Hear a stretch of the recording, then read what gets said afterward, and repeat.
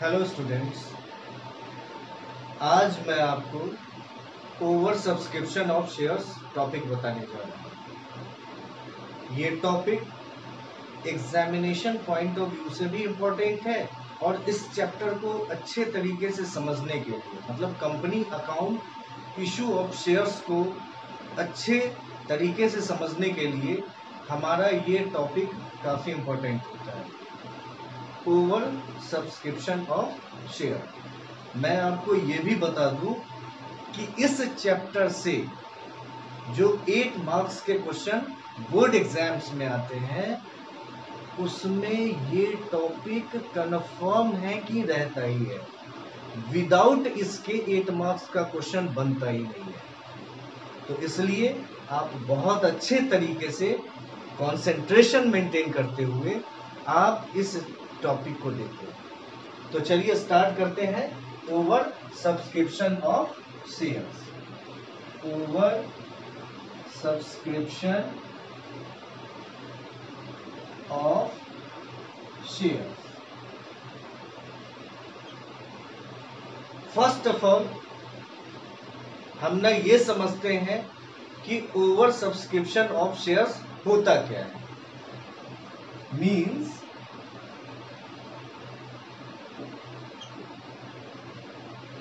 when the number of shares applied for is more than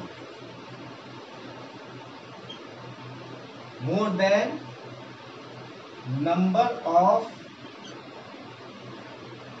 shares issued to public for subscription.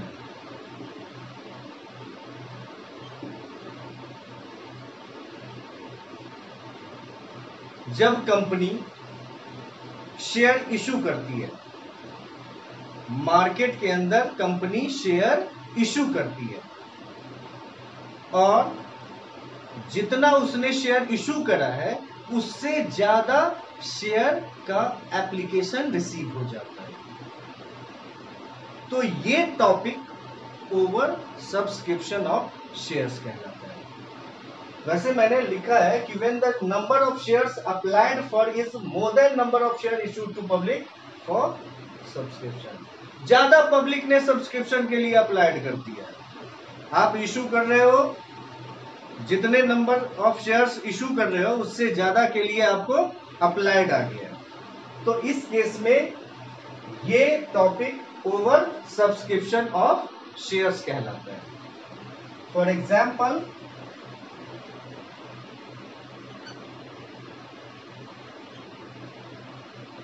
Company ने 10,000 shares issue करा था। 10,000 shares issued for ₹10 each।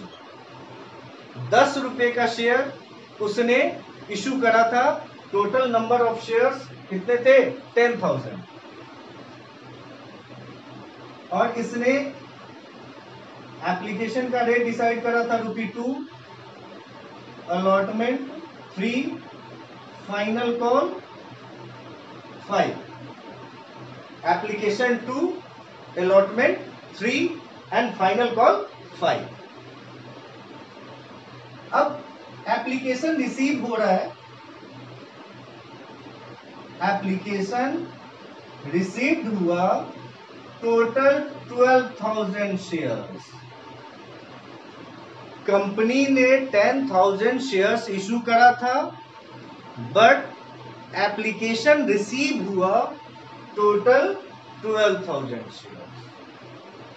तो आप यहां जो access 2,000 shares देख रहे हो ये ओवर सब्सक्राइब्ड है, ओवर अप्लाइड है। कंपनी ने 10,000 किया, 12,000 के लिए एप्लीकेशन रिसीव हुआ। तो ये टॉपिक, ये जो प्रोसेस है, इस प्रोसेस को ओवर सब्सक्रिप्शन ऑफ शेयर्स बोलते हैं। अब बात आती है कि जो भी शेयर्स हमने ओवर सब्सक्रिप्शन रिसीव किया है, जितने भी नंबर ऑफ शेयर्स हमने रिसीव किया है एक्स्ट्रा, एक्सेस शेयर्स रिसीव्ड हमने किया है 2000 शेयर्स, तो इस शेयर्स का क्या ट्रीटमेंट होगा? कारण तो कंपनीज एक्ट 2013 का कहना है, कंपनीज एक्ट 2013 का कहना है कि कंपनी जितने शेयर्स इशू करेगी, जितने नंबर ऑफ शेयर्स इशू करेगी, उससे ज्यादा अलॉट नहीं कर सकती है, ये कंफर्म है। तो कंपनी एक्ट 2013 के बेसिस पे हमें यहां ओवर सब्सक्रिप्शन का ट्रीटमेंट करना है, कंपनीज एक्ट 2013 को फॉलो करना है, उसके प्रोसीजर को फॉलो करना है। अब आप देख सकते हो यहां, आप जानते हो कि कोई भी शेयर अगर हमें कंपनी से डिमांड करना है, कंपनी से परचेज करना है, तो इस केस में हमें एप्लीकेशन मनी के साथ उसे कंपनी को पेमेंट देना होता है, एप्लीकेशन मनी के साथ कंपनी को पेमेंट देना होता है। जैसे आप देख रहे हो कि यहां टोटल 10,000 शेयर्स इशू है, तो 2 रुपए के बेसिस से कंपनी को 20,000 रुपये आने चाहिए, बट एप्लीकेशन रिसीव हुआ 12,000, यानी कि 24,000 रुपये रिसीव हुआ। यहां 4,000 एक्स्ट्रा अमाउंट है, 4,000 रुपये एक्स्ट्रा है, कारण तो कंपनी एक्ट ने बोला हुआ है कि जितने शेयर कंपनी इशू करेगी उतने शेयर्स को ही वो अलॉट कर सकती है। तो फिर कंपनी एक्ट ही हमें गाइड करेगी, कंपनी एक्ट ही गाइड करेगी कि यहां जो एक्स्ट्रा शेयर्स 2000 आए हैं, जिसपे हमें एक्स्ट्रा अमाउंट रिसीव हुआ 4000 है, इस अमाउंट का हमें क्या करना है, कैसे ट्रीट करना है। तो चलिए आगे इस टॉपिक को देखते हैं कि इस एक्स्ट्रा अमाउंट जो कि ओवर सब्सक्रिप्शन के थ्रू आया है, उस अमाउंट को अकॉर्डिंग टू कंपनीज एक्ट 2013 हम इसका क्या ट्रीटमेंट करते हैं। बहुत इजी है, टेंशन नहीं है। तो चलो आप इसको नोट कर लो, मैं आगे बता रहा हूं।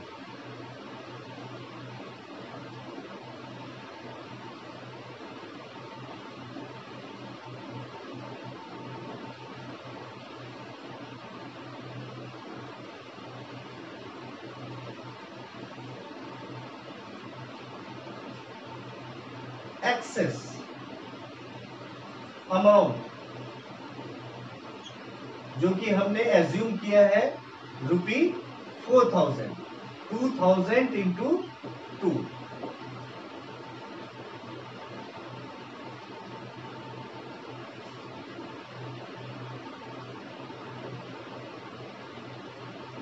कंपनीज एक्ट 2013 में इसके लिए 3 अल्टरनेटिव्स बताए, मतलब आप इन 3 अल्टरनेटिव्स में से कोई सा भी एक अल्टरनेटिव कंपनी यूज कर सकती है। जो भी एक्स्ट्रा अमाउंट हमने as a over subscription receive किया है, उस अमाउंट का कंपनी कैसे ट्रीट करेगी, उसके लिए कंपनीज एक्ट 2013 में 3 ऑप्शंस हैं। आप इनमें से किसी भी ऑप्शन को यूज कर सकते हो। तो क्या है फर्स्ट अल्टरनेटिव,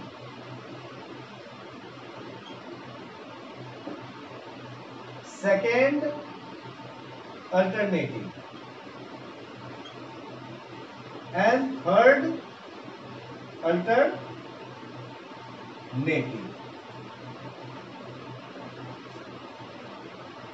बेटा फर्स्ट अल्टरनेटिव ना ये बोलता है कि आप जो भी एक्स्ट्रा शेयर रिसीव किए हो उसको रिजेक्ट करो।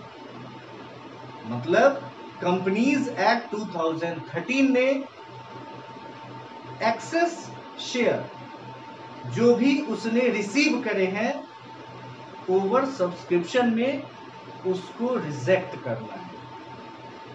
उसको रिजेक्ट करने की बात कंपनी एक्ट 2013 कहता है कि हटाओ, छोड़ो।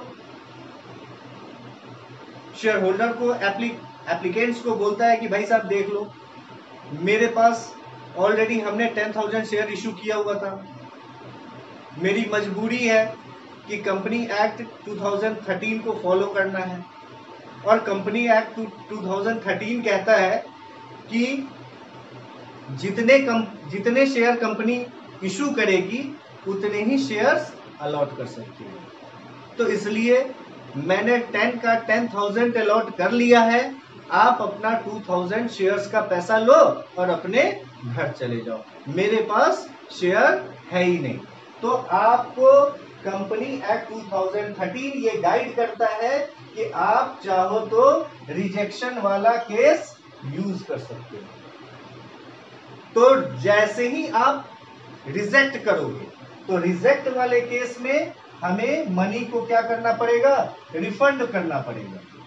तो यहां जो 4,000 आप देख रहे हो ये 4,000 रिफंडेड हो जाएगा, रिफंड कर दिया जाएगा कि लो भैया आप अपने घर जाओ, ये रहा आपने जो मुझे 4,000 दिए थे, 2,000 इंटू 2 4,000, वो पैसे आप लो और जाओ, मेरे पास शेयर नहीं है। ये कंपनी कर सकती है। Second alternative pro rata allotment, pro rata allotment. Company second option use कर सकती है प्रोराटा अलॉटमेंट का। अब मन में क्वेश्चन आ रहा होगा कि सर ये प्रोराटा अलॉटमेंट क्या होता है। तो प्रोराटा अलॉटमेंट बहुत टफ नहीं है, बहुत इजी है, आप आराम से सुन लो, बस 1 मिनट के अंदर आप क्लियर हो जाओगे। प्रोराटा अलॉटमेंट जैसा कि आप देख रहे हो कि यहां कंपनी ने 12,000 शेयर रिसीव करे, बट कंपनी को अलॉट करना 10,000 ही।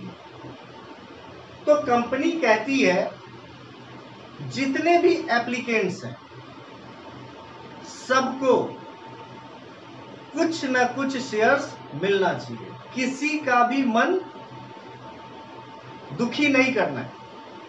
जितने भी शेयर होल्डर, जितने भी एप्लीकेंट्स ने एप्लीकेशन डाला है उन सबको शेयर्स तो दो, बट जितना उन्होंने डिमांड करा है उसके बेसिस पे ना देके थोड़ा सा कम दे दो और सबको खुश कर दो, किसी को भी नाराज एंड नहीं करना।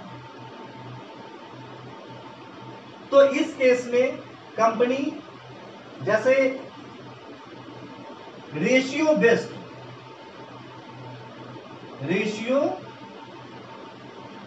बेस्ड अलॉटमेंट कर देती है। 12,000 इंटू 10,000 का हम ना एक रेशियो कैलकुलेट कर लेंगे। अब जिस शेयर होल्डर ने 6 शेयर्स के लिए अप्लाइड किया होगा उसको 5 शेयर्स ही देंगे। अब आप सोचो कि आपने 500 शेयर्स के लिए एप्लीकेशन डालो, सॉरी आपने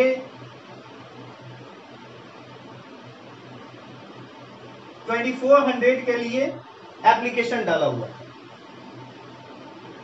तो आपको 2400 रिसीव न होके रेशियो के बेसिस पे होंगे, into 5/6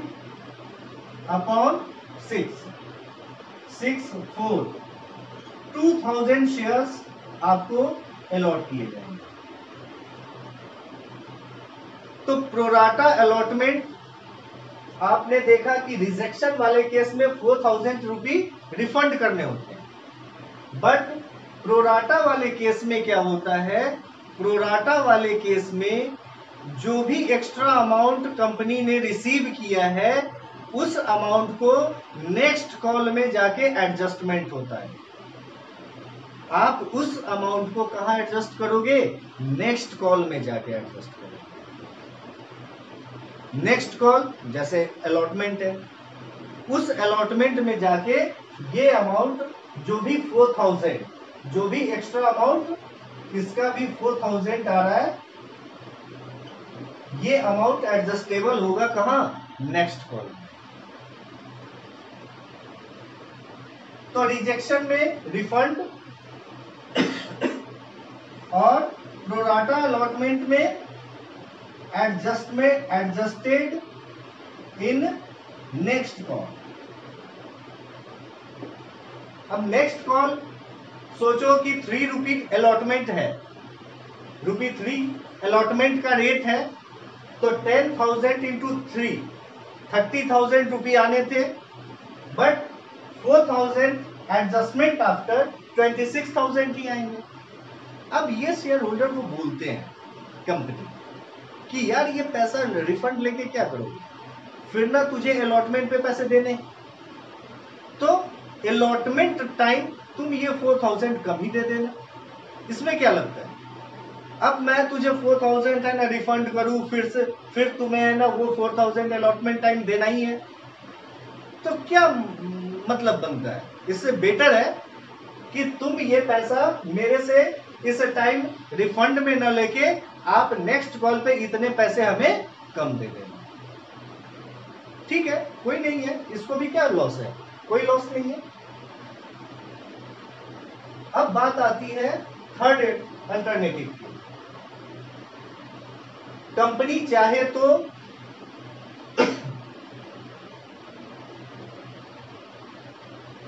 reject plus pro rata allotment दोनों का यूज कर सकती है।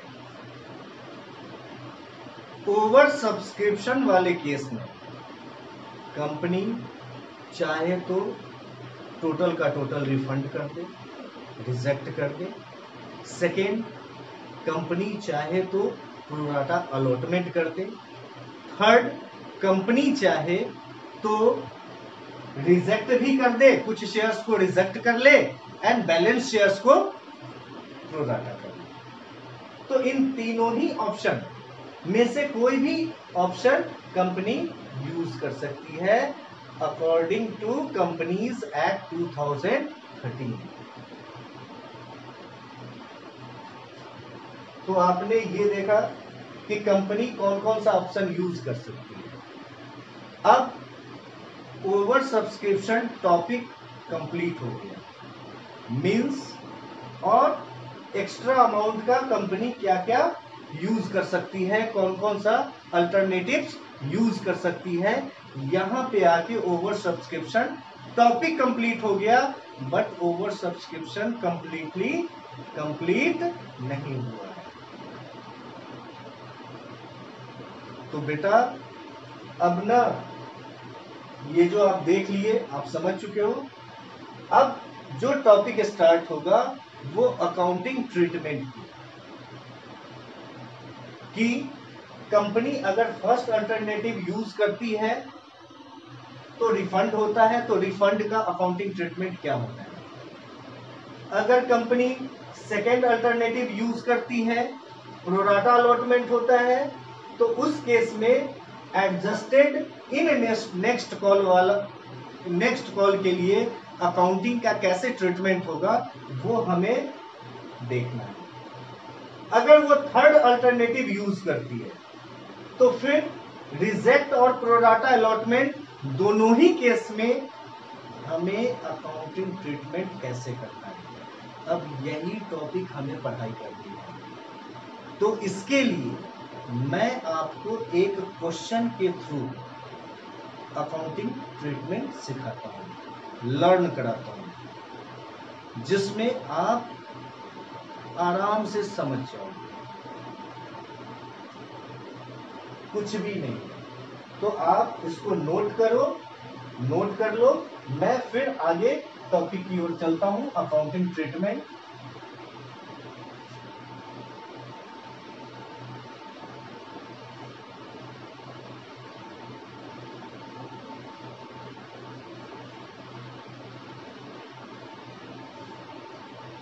अब मैं एक क्वेश्चन लेता हूं।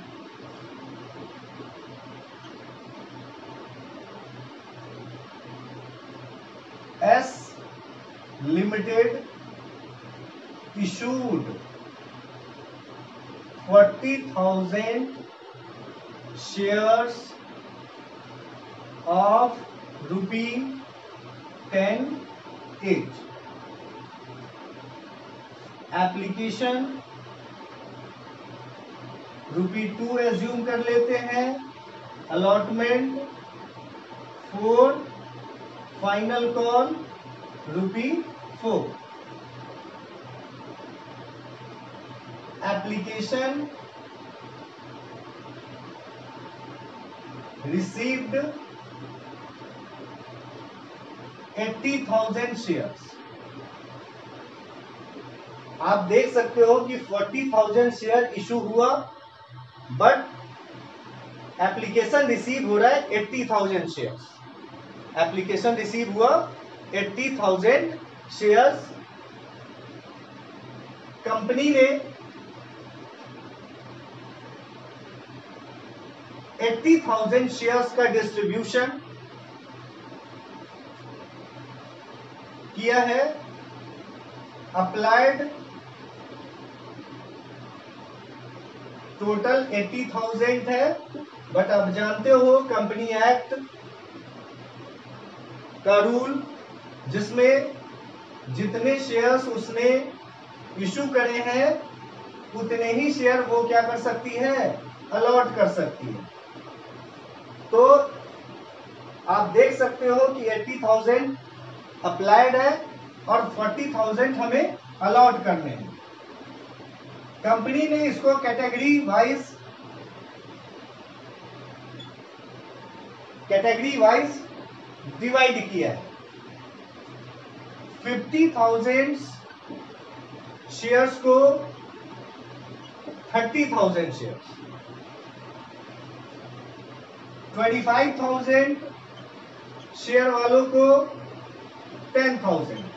अब बेटा आप देखो कि टोटल कंपनी के पास 80,000 अप्लाइड था, जिसमें उसने 50,000 अप्लाइड एप्लीकेंट्स को 30,000 शेयर्स अलॉट किया है,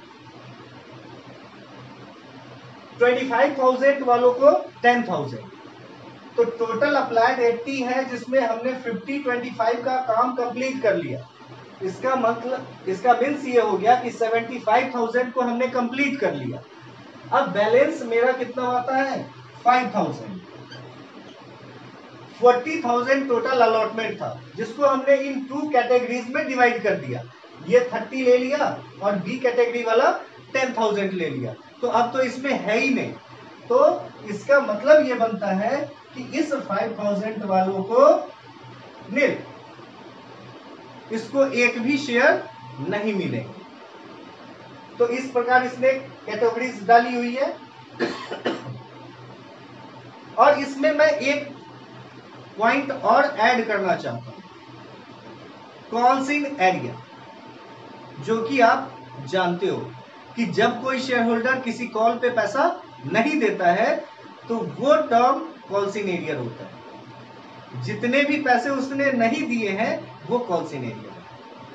तो मैं ओवर सब्सक्रिप्शन केस में कॉल्स इन एरियर को भी इंक्लूड कर लेता हूं।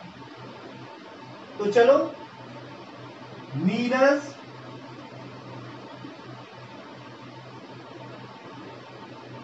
To home 600 shares allotted from category A didn't pay the allotment money।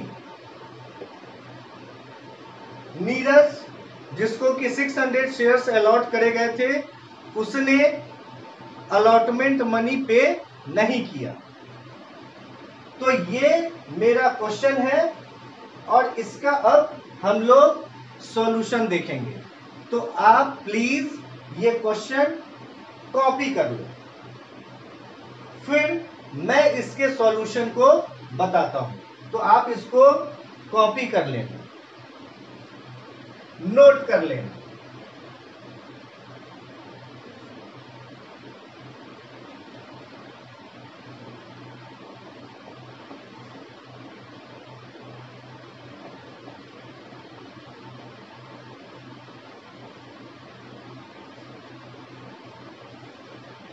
अब बेटा, first of all question solve करने के लिए हमें वर्किंग नोट्स करने हैं। क्या करने हैं? वर्किंग नोट्स करने हैं।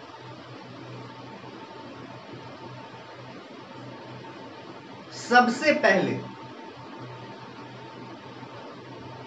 शेयर्स जो ओवर सब्सक्राइब हुए हैं और जिसको कंपनी ने अरेंज करा है, वहां पे हमारे पास 3 कैटेगरीज हैं।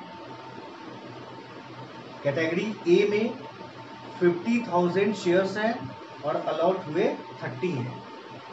मीन्स जितने शेयर्स के लिए उसने एप्लीकेशन डाला था उससे कम शेयर उसे अलॉट हुआ है, मतलब ये प्रोराटा हो गया। तो कैटेगरी ए आपका प्रोराटा है। कैटेगरी बी में भी उसने डिमांड करा था 25,000 शेयर्स का, बट उसे मिला कितना? 10,000 शेयर्स। तो यहाँ भी डिमांड से कम शेयर्स मिला है, तो ये क्या हो गया? प्रोराटा अलॉटमेंट हो गया।